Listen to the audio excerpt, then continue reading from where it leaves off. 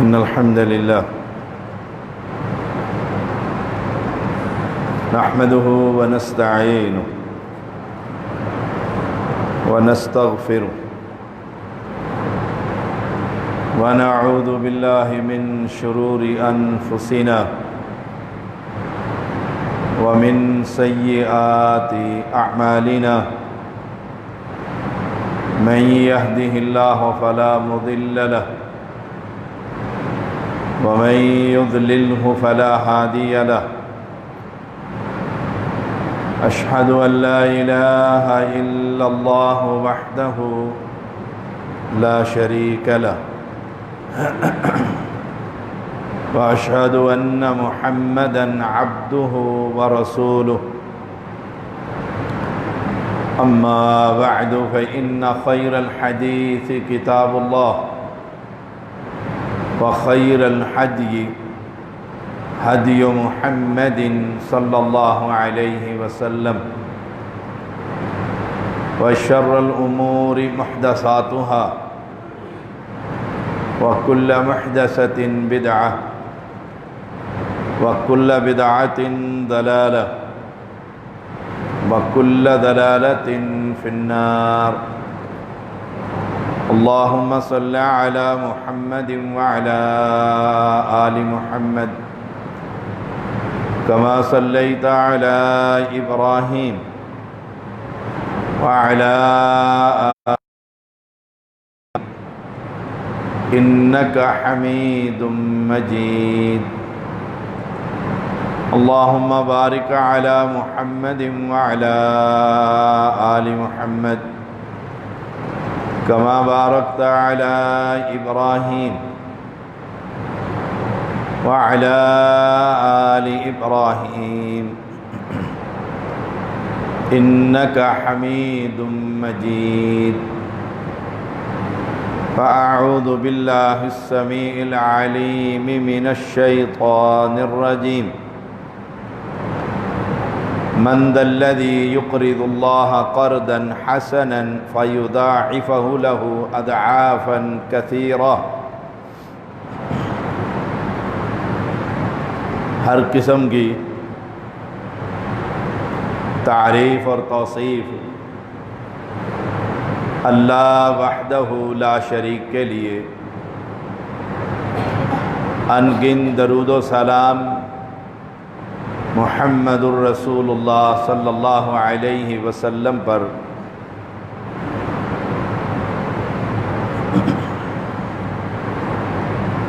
الدین النصیحہ، دین خیر خواہی کا نام ہے۔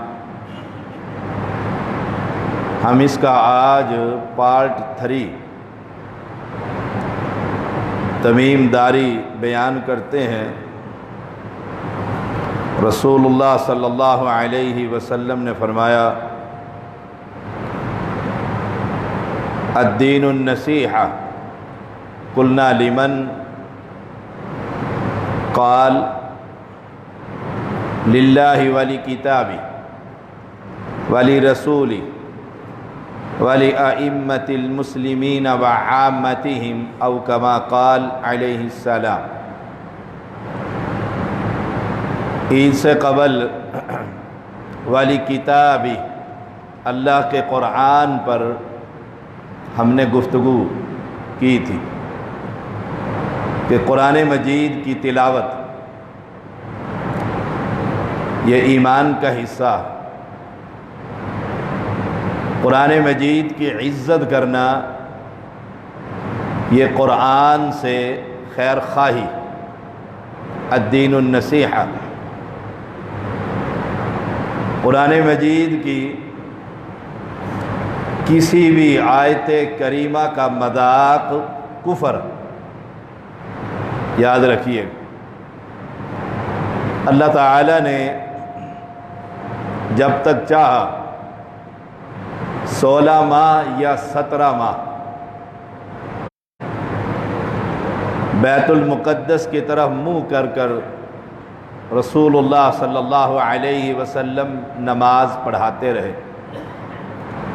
آپ کی بڑی خواہش تھی کہ قبلہ ہمارا بیت اللہ ہو جائے۔ اللہ تعالی نے فولی وجہک شطر المسجد الحرام حکم نازل فرما دیا کہ اپنا چہرہ مسجد حرام کی طرف پھیر دو۔ اب مشرکین، منافقین اور اہل کتاب، 3 جو گروپ تھے، 3 پارٹیاں اور جماعتیں تھیں، انہیں بڑی تکلیف ہوئی۔ وہ کہنے لگے سمجھ میں نہیں آتی محمد صلی اللہ علیہ وسلم کا صحیح قبلہ کون سا؟ اگر بیت المقدس غلط ہے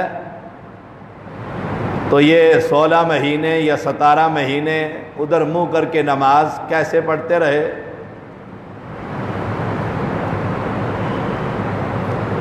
اگر بیت المقدس صحیح ہے تو اسے اب چھوڑ کیوں دیا؟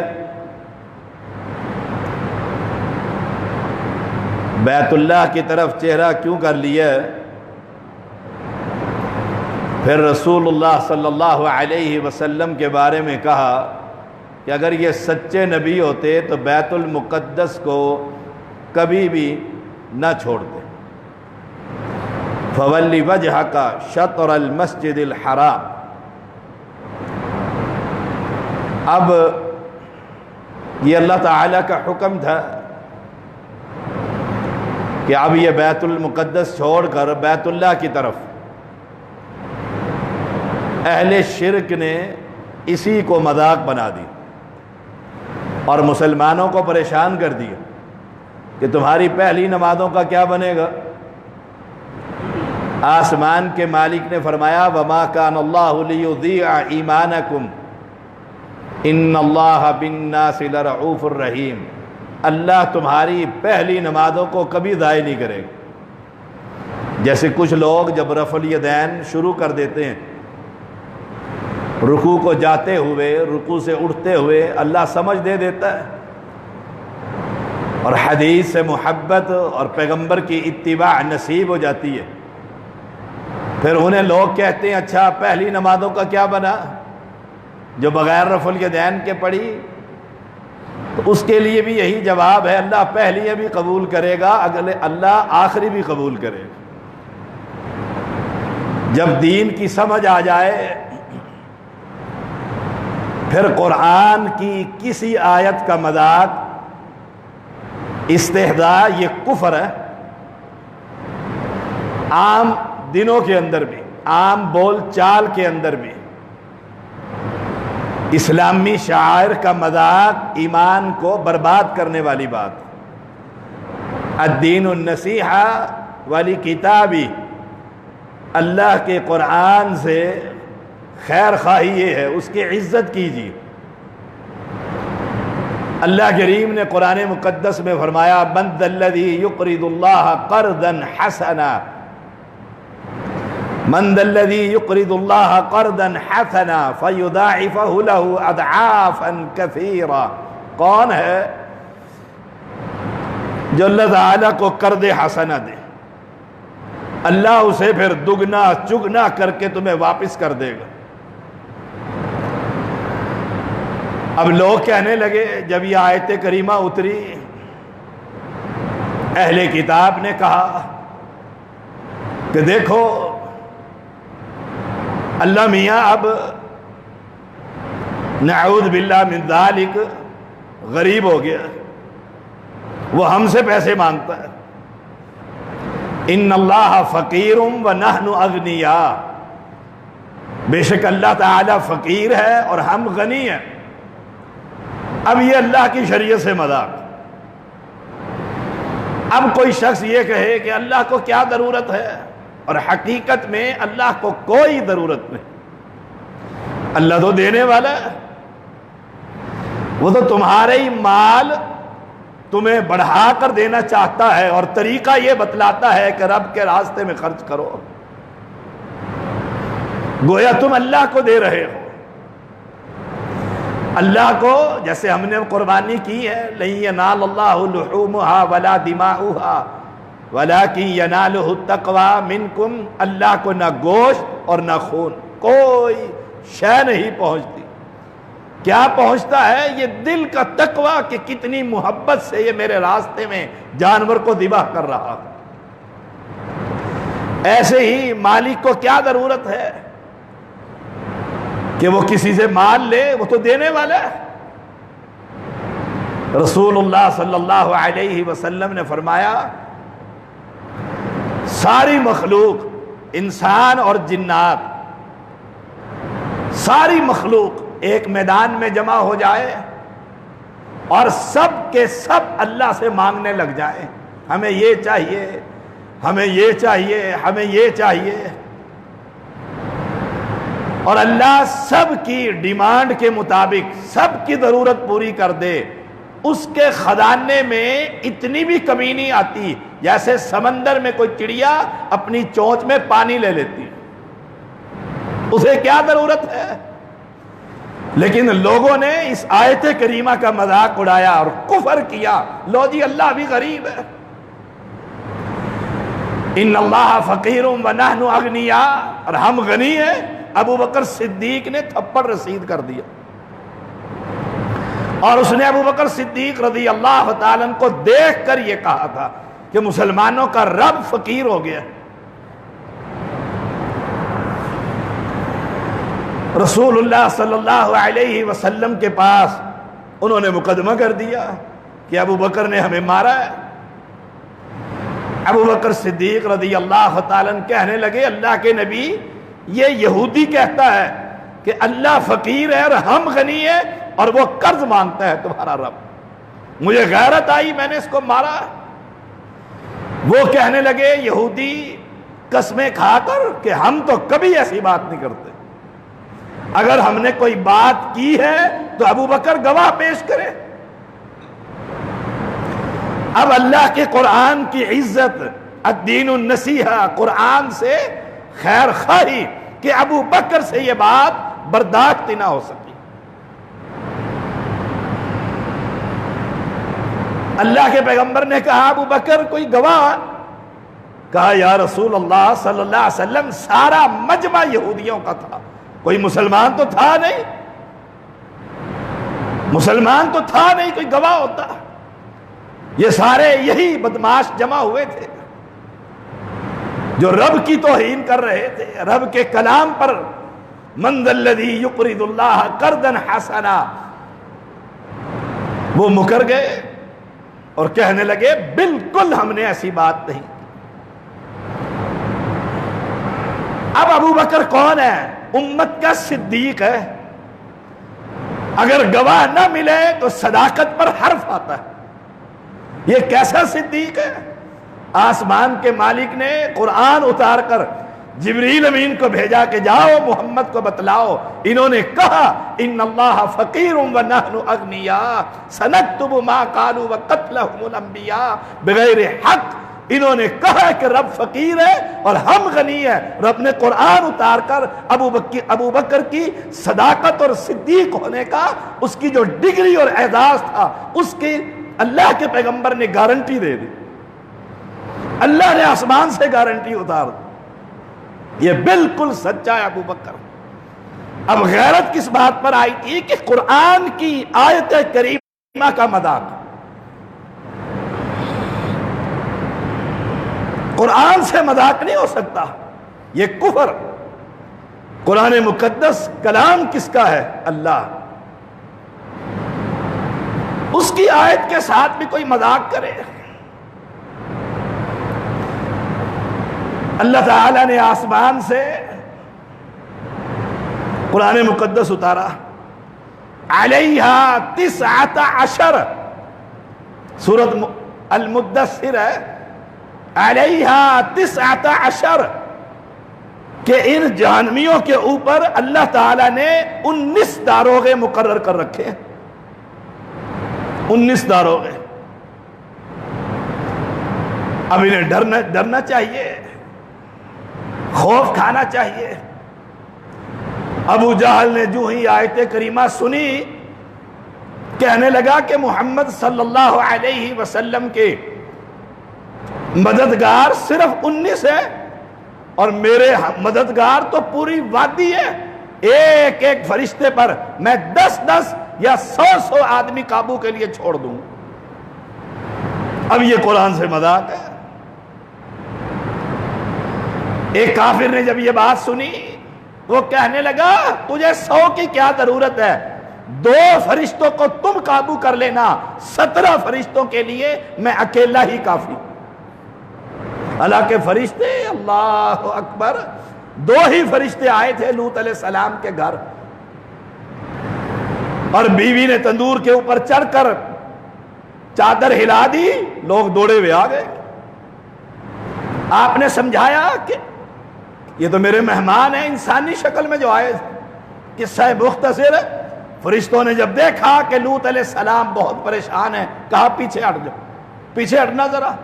دروازہ کھولا، ایک پر مارا، صرف ایک پر، اور ایک ہی دفعہ پوری قوم کے چہرے پلیٹ کر دیے تھے،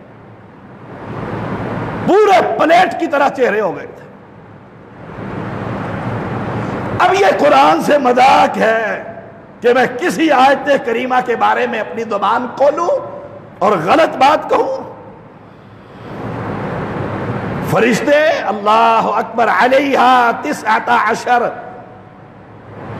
19 فرشتے، ان کا جو ہیڈ ہے، مالک، اس کا نام ہے رسول اللہ صلی اللہ علیہ وسلم۔ جب معراج پر گئے، سب نے مرحبا کہا، چہرے پر مسکراہٹیں آئیں، لیکن جہنم کے اوپر جو مالک فرشتہ کھڑا ہوا تھا، اس کی پیشانی پر پھر بھی سلوٹیں پڑی رہی، اتنا سخت، جیسے رمضان المبارک آتا ہے،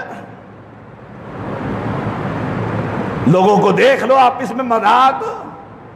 اس لیے حدیث میں آتا ہے نا کہ آدمی کو خبر بھی نہیں ہوتی، زبان سے کوئی کلمہ نکالتا ہے اور جہنم کے بالکل کنارے کے اوپر پہنچ جاتا ہے۔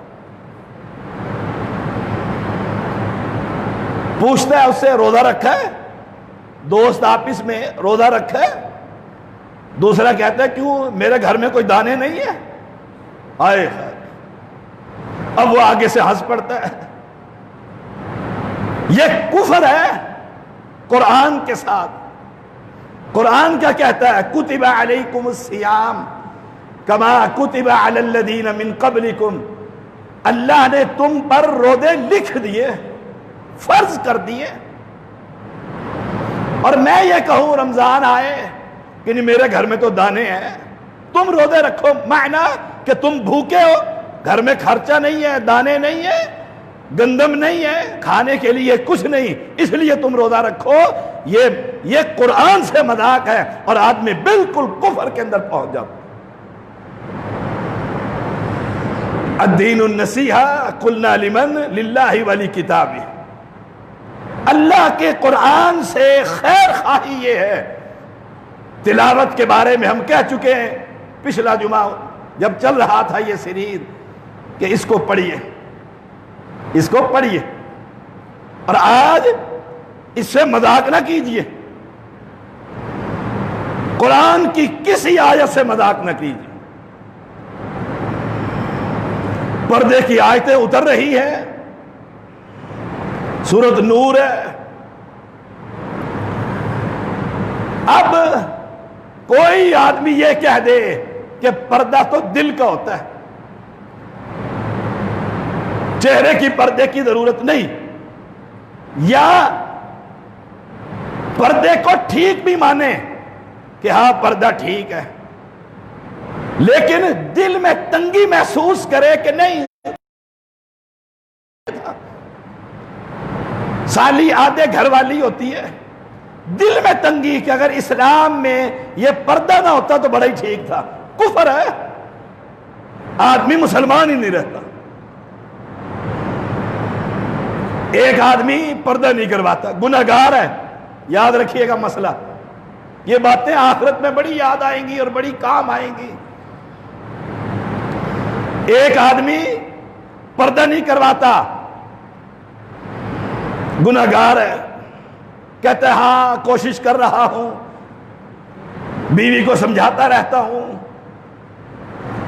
اور ایک آدمی پردہ نہیں کرواتا اور پردے داروں کا مذاق اڑاتا ہے، حجاب کا مذاق اڑاتا ہے، کہتا ہے یہ تنگی ہے، یہ دقیانوسی ہے، یہ 1400 سال پہلے کی بات ہے، وہ مسلم ہی نہیں رہتا، کفر میں پہنچ جاتا۔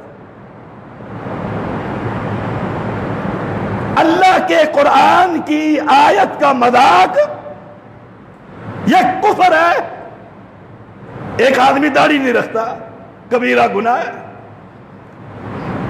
اسے کہو داڑھی رکھو، ہاں کوشش کرتا ہوں، تھوڑا سا اور بوڑھا ہو جاؤں، مختلف بہانے بناتا ہے۔ ایک آدمی کہتا ہے داڑھی میں کوئی اسلام ہے، یہ کفر، یہ شریعت کا مذاق اڑاتا ہے، کفر کر بیٹھا ہے۔ آدمی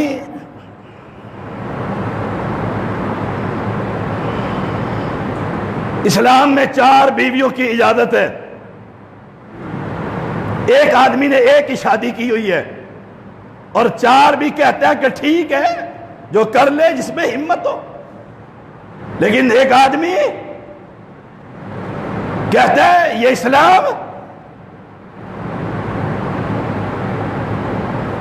اسلام تو سیکس سکھاتا ہے، عورتیں جمع کرنا۔ اب یہ آدمی قرآن کے ساتھ کفر کر رہا ہے، قرآن کی آیت کا مذاق اڑا رہا۔ ایک آدمی میں ہمت نہیں ہے، وہ نہیں کرتا، کوئی فرض تو نہیں ہے، لیکن وہ کہے کہ یہ اسلام کیسے ہے جو 4 عورتوں کو بھی کہو، عورت کو بھی اجازت دو کہ ایک عورت 4 مردوں سے شادی کرے۔ اب یہ اسلام کے ساتھ، قرآن کے ساتھ مذاق کر رہا ہے اور کفر کر بیٹھتا۔ ہر قدم اٹھانے سے پہلے سوچئے میں کیا کہہ رہا ہوں، میں کیا کہہ رہا ہوں۔ ایک آدمی پیسے دیتا ہے اور پھر اس سے واپسی کا مطالبہ کرتا ہے، پیسے دے دے واپس، اب تو عرصہ بیت گیا۔ وہ کہتے نہیں دیتا، پہلے بہانے، پھر دیکھتا ہے یہ کمزور آدمی ہے، لڑائی نہیں کرے گا، کہتے میں نہیں دیتا۔ ایسے ہوتا ہے معاشرے میں نہیں دیتا۔ اب یہ غریب آدمی، کمزور آدمی کیا کہتا ہے؟ ٹھیک ہے مت دو، لیکن یاد رکھنا قیامت کے دن میں تجھ سے سارے پیسے لوں گا۔ اب دیکھو یہ کیا کہتا ہے، کہتا ہے جو جیب میں ہے وہ بھی دے دے، قیامت کو لے لینا۔ اب یہ فکرہ اس کو کفر میں دھکیل رہا ہے، یہ قیامت کا مذاق اڑا رہا۔ آدمی سوچتا نہیں ہے میں کیا کہہ رہا ہوں، جنت کا مذاق۔ یاد ہے آپ کو، سال بھی نہیں گزرا غالباً ابھی، بہاولپور میں کالج کے پروفیسر کو قتل کر دیا ایک نوجوان نے، اسی کا طالب علم تھا۔ اس سے پوچھا کہ کیوں قتل کیا ہے؟ اس نے کہا یہ اسلام کا مذاق اڑاتا تھا۔ کیسے؟ کہتے ہاں جنت ہوگی، وہاں مکھیاں بھن بھنا رہی ہوں گی اور یہ مولوی زبان سے شہد چاٹ رہا ہوگا۔ اب وہ جنت کا مذاق اڑا رہا ہے۔ اللہ کی کتاب کے اندر جنت کی آیات ہے، ان آیات کا مذاق اڑاتا ہے، یہ کفر کر رہا۔ یاد رکھیے گا، قرآن مقدس کی کسی آیت کریمہ کا مذاق انسان کو اسلام سے خارج کر دیتا ہے، دائرہ اسلام سے نکل جاتا ہے۔ اس لیے ہر مسئلے پر بولنے سے پہلے سوچئے میں کیا کہہ رہا۔ ویسے تو یہ عام سا مسئلہ ہے کہ میرے گھر میں دانے ہیں میں اس لیے روزے نہیں رکھتا، ہمارے ہاں یہ عام سا ہے، لیکن انسان کو جہنم کے کنارے پر پہنچا دیتا۔ دیکھیے قرآن مجید اور یاد کر لیجئے، قل اب اللہ وآیاتہ ورسولہ کنتم تستہزئون لا تعتذروا قد کفرتم بعد ایمانکم۔ سورۃ توبہ 65 نمبر آیت کریم ہے، اسے یاد کر لیں، دفتروں میں لکھ کر لگا لیں، اپنی ذاتی پرسنل ڈائری کے اندر لکھے کہ کوئی آدمی شریعت سے مذاق کرے، یہ آیت کریمہ اس کے سامنے نکال کر رکھو۔ اللہ کیا کہتا ہے؟ اے میرے پیغمبر ان کو کہو کیا مذاق کے لیے اللہ ہی رہ گیا ہے؟ ہائے ہائے، قل اب اللہ، کیا مذاق کے لیے اللہ ہی رہ گیا ہے؟ وآیاتہ، کیا مذاق کے لیے اس کا قرآن ہی رہ گیا ہے؟ ورسولہ، کیا مذاق کے لیے اس کا رسول ہی رہ گیا؟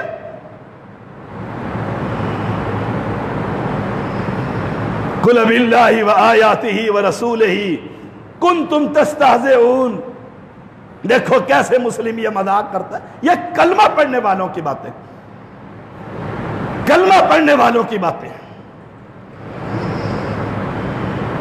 لا تعتذروا، بہانے نہ بناؤ، میرا مقصد یہ نہیں تھا۔ لا تعتذروا قد کفرتم بعد ایمانکم، ایمان لانے کے بعد تم کفر کر بیٹھے۔ دیکھو ساروں نے ایمان تو لے کر آئے ہیں، سارے مسجد والے کلمہ تو پڑھتے ہیں جس مسجد میں بھی جاؤ گے۔ لا تعتذروا قد کفرتم بعد ایمانکم، ایمان کے بعد تم نے کفر کر دیا۔ اللہ ہی مذاق کے لیے رہ گئے، نبی کے ساتھ مذاق ہے، ہائے ہائے، اللہ کے قرآن سے مذاق ہے۔ اچھا حافظ جی جو حافظ قرآن ہے، اب تحقیر تذلیل کیسے؟ حافظ جی لفظ ہی تبدیل کر دیں۔ بھئی اس کو اور کوئی کام نہیں، بیچارہ مولوی بنے گا۔ مجھے یاد ہے میرا ماموں جب ہم اہل حدیث ہوئے اور قرآن سے تعلق قائم ہونا شروع ہوا، اس کے الفاظ یہ تھے کہ مسجد کے باہر کھڑے ہو کر یہ بھیک مانگا کریں گے۔ تصور ہی ہے یہ لوگوں کا۔ اللہ نے وہ دیا ہے، وہ دیا کہ ان کو بھی اتنا نہیں دیا۔ الحمدللہ رب العالمین۔ لوگوں کے ہاں حافظ جی کیا قرآن کا حافظ ہے بیچارہ، ہائے ہائے، اب ترس کھاتے ہیں اس پر۔ یہ ڈاکٹر ہے، یہ انجینئر ہے، یہ پروفیسر ہے، یہ فلاں ہے، یہ فلاں ہے، یہ میرا بیٹا، یہ بیچارہ مسیتر ہے۔ اوہ، کفر کر بیٹھتے ہو، یاد رکھو، کفر کر بیٹھتے ہو۔ قرآن سے بڑی ڈگری بھی کسی کے پاس ہے؟ قرآن کے سب سے پہلے حافظ محمد الرسول اللہ صلی اللہ علیہ وسلم۔ ذالک جزاؤہم جہنم بما کفروا واتخذوا آیاتی ورسلی ہزوا۔ جو یہ قرآن سے مذاق کرتے ہیں، شریعت سے مذاق کرتے ہیں، داڑھی سے مذاق کرتے ہیں، کوئی غلطی ہو جائے داڑھی والے سے سیدھا داڑھی پر اٹیک کریں گے، گویا اس کے دل میں کفر بیٹھا ہوا ہے، دل کے اندر کفر بیٹھا ہوا ہے۔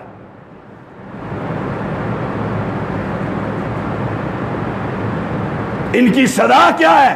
ذالک جزاؤہم جہنم، انہیں کھولتا ہوا پانی پلایا جائے گا، پیپ کے پیالے ان کے منہ پر لگیں گے، آگ کے انگاروں کے اندر ان کو ڈالا جائے گا، ویل وادیوں میں ڈالا جائے گا۔ وجہ کیا ہے؟ واتخذوا آیاتی ورسلی ہزوا، انہوں نے میرے رسول کے ساتھ اور میرے قرآن سے مذاق کیا تھا۔ تو یہ چھوٹا موٹا گناہ ہے؟ دیکھ لو قرآن مجید ہے، سورۃ کہف ہے جو آپ جمعے پڑھ کر آئے ہوں گے، 156 نمبر آیت ہے، واتخذوا آیاتی ورسلی ہزوا، انہوں نے میرے قرآن کے ساتھ اور میرے پیغمبر کے ساتھ مذاق کیا۔ اسلام سے مذاق کوئی آسان کام ہے؟ ہائے، قرآن سے مذاق، مذاق کے لیے اللہ اور رسول ہی رہ گیا۔ دیکھیے گا ذرا،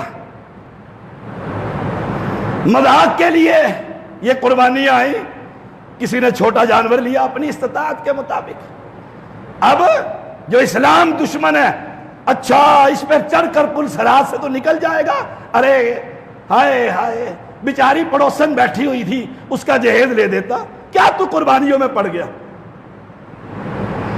شادیاں آئیں، بربادی، مال اڑاتے ہیں، غمی آئے بدعت کر کے مال اڑاتے ہیں،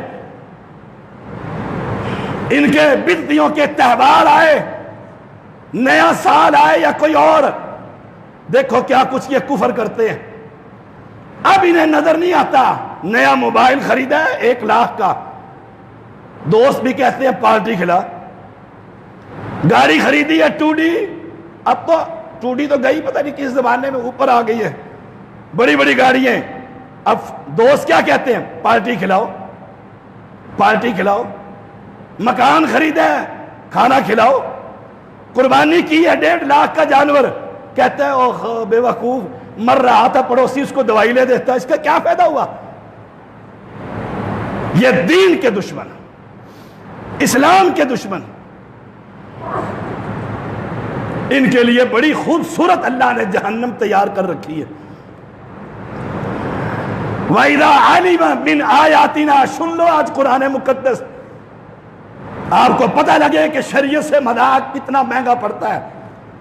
وَإِذَا عَلِمَ مِنْ آیَاتِنَا شَيْئًا اتَّخَذَهَا هُزُوًا أُولَئِكَ لَهُمْ عَذَابٌ مُهِينٌ، جب ہماری آیتوں میں سے کوئی بات ان کے علم میں آتی ہے، نماز پڑھو، روزہ رکھو، افطاریاں کرواؤ،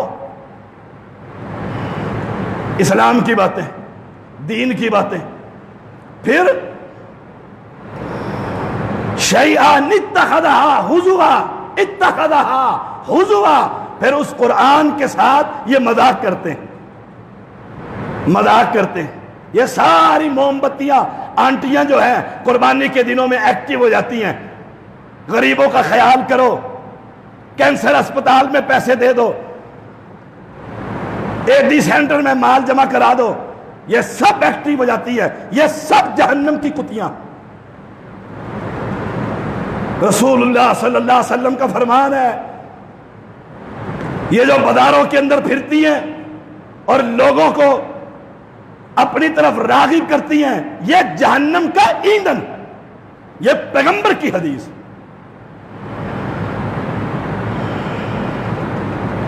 دین سے کبھی مذاق نہ کریں۔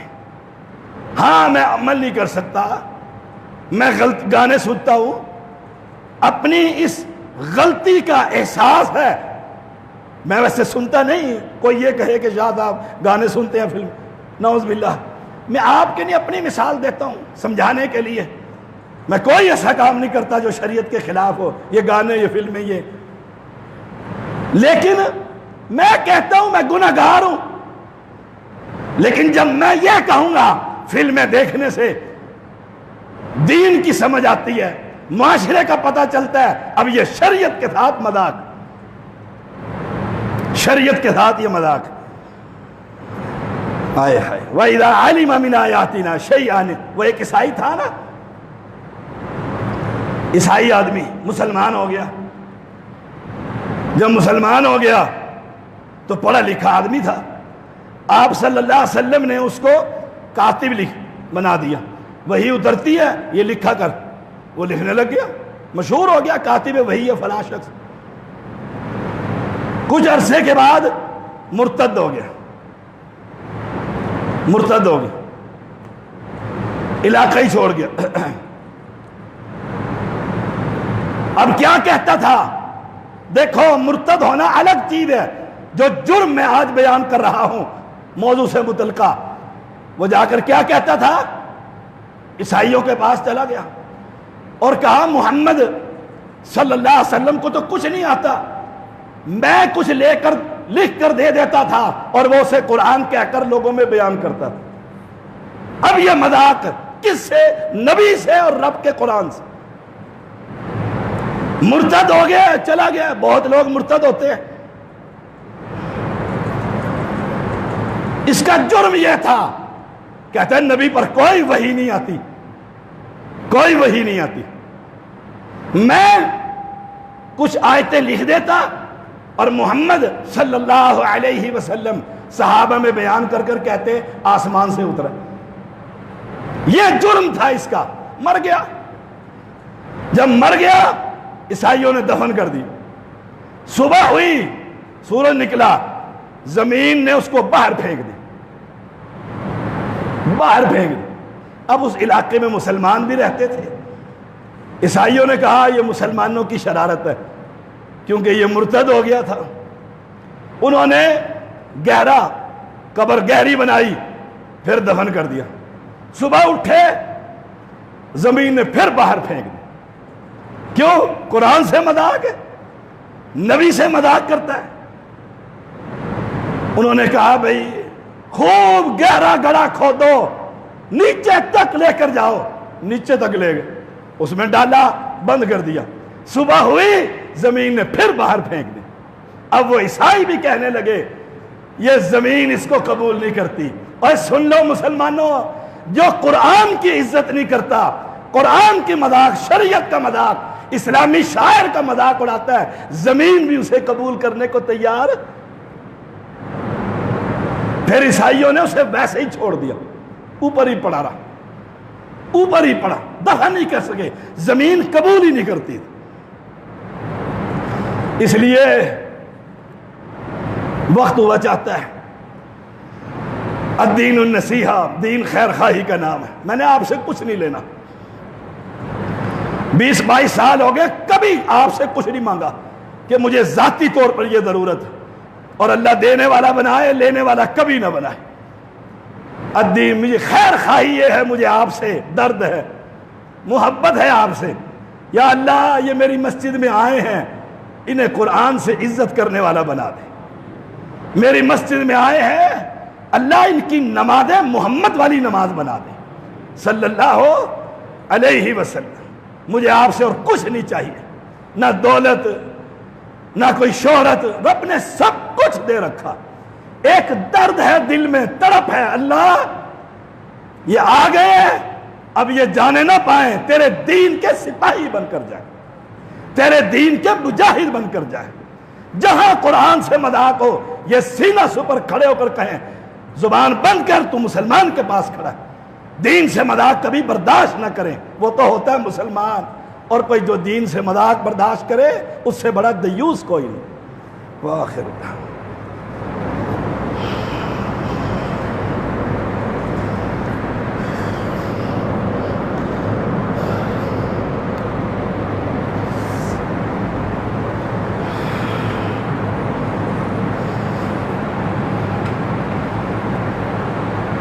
ان الحمد للہ نحمده ونستعينه ونستغفره ونعوذ بالله من شرور أنفسنا ومن سيئات أعمالنا من يهده الله فلا مضل له ومن يضلل فلا هادي له أشهد أن لا إله إلا الله وحده لا شريك له وأشهد أن محمدًا عبده ورسوله